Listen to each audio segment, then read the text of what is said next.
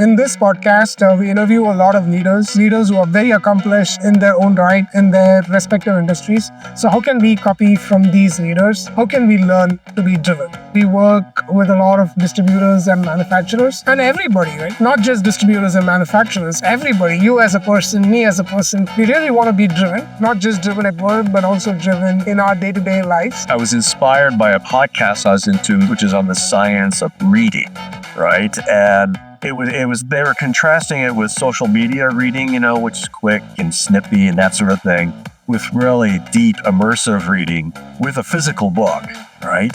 And they said that when you read that way, you're really kind of involved in the book or the article, whatever you're reading.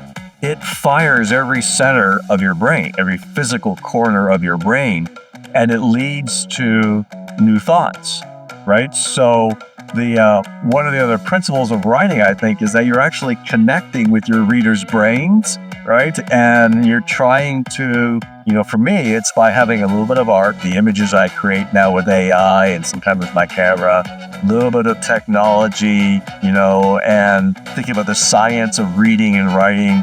All of that is designed to energize my brain and my reader's brain. What is the purpose of this podcast? Who should listen to these interviews and why? Start with why. Everything starts with why. Why are we even doing this podcast? The goal is to learn from each other. We work with a lot of distributors, a lot of manufacturers who are very accomplished in their own right, and they do some great things. How can we learn some of these best practices as a distributor, as a manufacturer, or how do you advance your careers? How can we learn from the best, and how can we learn to improve our careers? And that's why you should listen to this podcast, and that's why you should listen to the Driven episodes. So you do a lot of research, like you just talked about. You animate a lot of distributors and publish reports on who the top distributors in the country are on different verticals. So on your perspective, and because you have looked at the data of a lot of different distributors, what makes a good distributor? Let's say if I want to be on the top of that list, what should I be doing? Yeah, well, as you say, we, across almost 24 verticals, industrial, construction, building materials, we profile each of those verticals in terms of the top 5, 10, or even longer list of the largest, and it's a revenue ranking. So, and I always like to make it clear is, yes, revenue is a scorecard, but there's so many other aspects that really make what a great distribution company looks like. And there's no one flavor really. I think more than anything else, and this actually goes back, I was fortunate enough around 2000 to co-author a book that was published by the National Association of Wholesaler Distributors, and my co-author was Bill McCleve, who was a researcher and consultant in distribution, and we put our heads together and got really interested in identifying what were the characteristics of great distribution companies and it was around differentiation. So we went after and identified very key aspects of what differentiation looked like in all different types of companies. Did a number of case studies, but there's a few key characteristics that emerged. One was great leadership. That was really a key thing. You needed to have essentially the leader of the company and the culture and the team was really motivated and really energized. Another key thing was really around just sort of that flexibility and the culture aspect of being able to not be so, rigid in your day-to-day that you can't really think creatively about what you do and what you do well. Growing up as a kid in elementary, middle, and high school, just like a lot of kids, there were a lot of competitions, and I used to take part in a lot of debating. Any competition you can think of, right? Essay writing and all these competition. Any competition, I'll just give my name. It doesn't matter if I win or not. But I didn't know at that time, there were quite a few competitions I won, and there were many that I lost, and there were many that I did not get a prize. But then, it doesn't matter if I win a prize or not. I made sure that I always participated because I was always aspiring and I was eager to try different things and try new things. Never did I think that I would be running a podcast several years later. And I think whatever I did in the early days, in my school is actually helping me in a way. I would say in a big way, because the sense of fear is gone. I don't really think, what would people think if I'm on camera? What would people think if I say this, if I say that? I don't really have that hesitation. I'm okay to be vulnerable. I'm okay to be out there. And even if I make a mistake, so be it. I will correct it next time. The governor's role and the lieutenant governor role, in large part, are like being the president and CEO of a large company. So we have very different agencies that we work with, kind of like branches at border states. So to have those different entities work as one and really work as a state, not a siloed agency, that experience in the past with border states has been very helpful. Knowing how to manage a multi-billion-dollar budget is really helpful. Not a lot of people have had experience with multi-billion-dollar budgets, and the state does have a multi-billion-dollar budget, as you can imagine. It really comes back to my roots growing up. I mean, my parents are very humble. They're good to everyone, regardless of where they are at in life. And at the end of the day, I am still the same person I was 5 years ago, even though I have a different title. So I think we can all do more to accomplish our purpose and make a difference if we are approachable, curious, and remain humble. Some of the big standout moments or some of the big learnings for me from this season. You want your kids to do well, and you also want them to be interested in business, or you want them to have a great career. So how do you impart this? Because a lot of distributors are family businesses. Who better to ask and ask these distributors who have been there and done that? So how are they navigating family relationships in business, and how are they passing on the business values, or how are they passing on the business from one generation to another? How do you get your kids to be interested in business? For instance, when in one of the conversations, one of the leaders shared with me that they go on a family golf. We just go for golf together and they play and they chat. That struck me very well. Little conversations you have with family and your kids. I think that goes a long way. And I also take the learning the other way, not just for your kids, but even for a team. So let's say we are working with a team. I think one thing, which is fun is to play with your team, play a sport and you get competitive, but then there's also teamwork. Let's say you have a great day in the business, it's awesome. But let's say you don't have a good day in the business. Does it also reflect at home? How do you deal with that? Because that's a problem, right? Hey, working relationship is different than a personal relationship, and these are your sons, right? So how do you deal with that? Well, it's not easy, but we've had, my wife and I and the kids have seen over the years how we handle it. I mean, we had many, many bad days. And we dealt with it and we discussed it and we didn't hide anything because they knew there was some risk that was going to be dealt with. But you talk about it. I'm always about getting it out on the table. Don't hide anything. And sometimes it's pretty hard. But we as a family have always felt if we can be honest with each other, not hide anything, be transparent, you can work through those tough days. And then you really get excited when you have those great days. You just try to get more great days than bad days, and that's success. So transparency is the answer. My opinion, transparency is the only answer. There's nothing that I will hide from my boys about the business. And I also, at now, as we go forward, I don't push issues that I have. I mean, I make suggestions and then I shut up and I let them, because as I've said to both of them, the consequences are now yours, not mine. So that's how we're transitioning to go forward. So we work with a lot of ERPs and we are an ERP integration platform. So obviously it's good to know a little bit of history in terms of how the ERP has evolved over a period of time. The ERPs, were just a system of record, or the ERPs in the 1980s are not the same today, especially with AI. How is AI changing ERPs, and what is the ERP today? How is the ERP helping the distributor? Because ERP is at the core of everything a distributor does. So it was very fascinating to understand the history of the ERP, so we understand what's next. Today, we also heard Steve Murphy, CEO of Epicos, talk about how ERP is evolving, not just from a system of record, but a system of action. And you have been in distribution for over 25 years. How has ERP evolved in distribution today? Oh, has it evolved? ERP, the first I would say is in the beginning set from a technology perspective, companies like Epicor, we didn't view ourselves as an ERP 25 years ago. We viewed ourselves as a partner, and we viewed ourselves of focusing pretty siloed into distribution. And where it's evolved from being, to Steve's point, a system of record. It's evolved into a partnership. And what I mean by that is that we need to continue to develop capability. I've used these words previously, but that's easy to consume. Take Apple as an example. Why does everybody love Apple? Because it's easy. I have done this.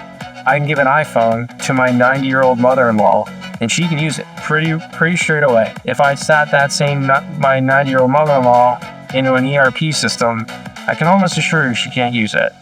So where this evolution comes into play is its simplicity of function, ease of use, and abilities for people to digest capability. They're very simple thoughts, but at its core, within Epicor, it's developing capabilities that are meeting those pillars and allowing, regardless of age, people to consume the ERP, not let the ERP consume you. 25 years ago, those statements couldn't be said. Fast forward to today, you are getting to the point where you could be utilizing product that you're talking to the ERP. You're just not in the ERP. Working with a lot of distributors who do a lot of research, because they look at a lot of data, they look at a lot of companies, especially when you run multiple products, on which product do you invest, how do you allocate capital? You always have these questions, and it was great to get some of these questions answered from the leaders who are doing this, who have been there, done that, and who are doing it. Everyone wants to build great products, and everyone wants to build products that customers love. But how do you do that? How do you build great products? And how do you allocate capital for products? Let's say if you're building multiple products and there are a few products you're working on as a company, how do you decide which one to invest and which one to double down? When do you scale down? When do you scale up? These are questions I had, and it was great to get some of these questions answered by people who are building great products, who are talking to customers day in and day out, getting feedback, including that on the product roadmap. These were great learnings. And you're always making decisions about what to invest in, what to maybe invest a little bit less in, and things maybe that does it really make sense to have it in the portfolio long term. The way that we think about it at Advantive, I don't sunset products. That we have customers that are running products from, years and years ago, and they get value out of it. So, I continue to make sure that we're supporting those customers appropriately, that we're providing them the right value. Now, am I building new things? Maybe not. In some cases, I also see a product that I might say, hey, like this thing here, man, this thing is a growth opportunity. We can go find new customers. We can get our customers to expand. I can get them to use more of it, which again, helps me, helps them too. But at the same time, and so those decisions are very specific to the environment that you're in. Between my experience here at Advantive, Riverbed, SolarWinds, and the companies even before that, every situation was a little bit different, right? The advice that I would give anybody with a larger portfolio is think about what you have and find the places where you can deliver the most value at the lowest cost. Because at the end of the day, the less you spend getting the value in front of the customers, the more I can spend elsewhere. I consider myself very, very lucky, because it's not often that you get to talk to leaders like this on a day in and day out basis. And this podcast is actually a great leverage or a great way for me to interact with some of these leaders and learn from them, learn their secrets on how they're doing their business, so we can apply those secrets to our business, not just ours. I think these secrets are out in the open. I'm very, very thankful to the guests for sharing their know-how on how they are doing things. And they're sharing it with the other distributors and the other tech leaders and pretty much to everyone watching. It's a great way to learn, because it's not often that you get to sit down with a person and, tell me how you're doing it. And hey, I want to learn from you.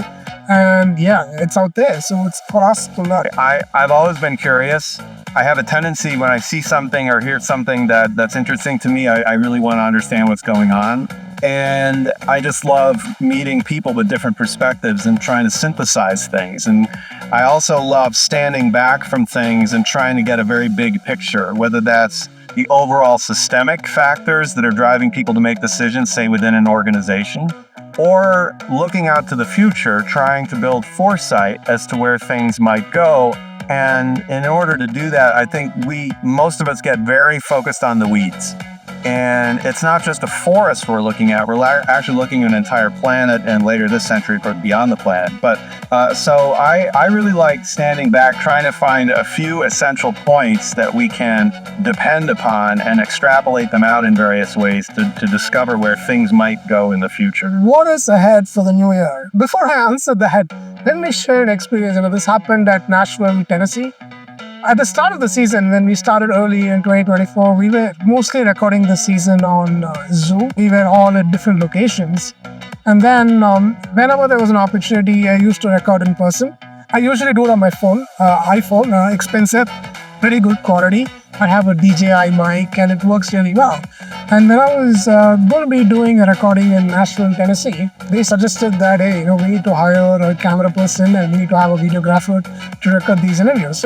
And I said, you know what? Okay, let's experiment and let's just go ahead. And I'm very, very thankful and I'm really glad that we took that call as a team. The production quality was great. And in Nashville, there were 3 cameras. It looked like I was shooting for a movie or something. So that was a great experience. So there were some big learnings for me, and that's what is ahead for the new year, right? So it's not just the production quality, but the quality of the content, the kind of guests you interview. I think all this really elevates the podcast to a whole new level. So you bring on great guests, you have great production quality. Content is king, content, really good content, deep content produced in very good quality goes a long way. So I would say that's what is ahead for the new year. I'm really excited about the new season. We have a great lineup of guests, great industry leaders, and we also want to make sure we take the extra effort to produce a really, really great quality, and we want to continue to improve the quality of the podcast so it can better serve the community. There's one thing I've learned in my career, and it's not just in my career, this dates back to when I was a kid and my dad was a founder of a software startup in the early 1980s. I learned that you have to hire great people, and then you step back and let them do their job. And if you're trying to micromanage them, you're never going to be able to scale the company. You're never going to be able to focus on the fun things that you like to do as the founder of the company. So you need to hire great people, give them tools to be successful, then take a step back and let them do their job. And so even though I might get a little focused on the details at times, sometimes I just need to tell myself to shut up and let them do their job. This is the Driven Podcast. How can you learn to be driven? Everybody wants to be driven, not just in your professional lives, but also in your personal lives. How can we learn from these leaders? How can we learn to be driven? Subscribe to the Driven Podcast. I just want to take a moment to thank all our podcast guests, the leaders who were guests on our podcast. It was great to learn the secrets on how they do things, how are they driven, how can we learn to be driven from these leaders. I also want to thank our listeners for tuning in and also giving us feedback on what we can be doing better. Your support means a lot to us and it motivates us to do even better next year. Thank you to all our listeners from the Driven team. Join me on the next season of the Driven by DCKAP podcast, where we will gather more secrets to share from industry leaders. I also want to take this moment to wish you and your loved ones Merry Christmas and a Happy New Year. Happy holidays. I wish you a great 2025. Wishing you and your loved ones at home Merry Christmas and a very happy, prosperous and healthy New Year. Thank you.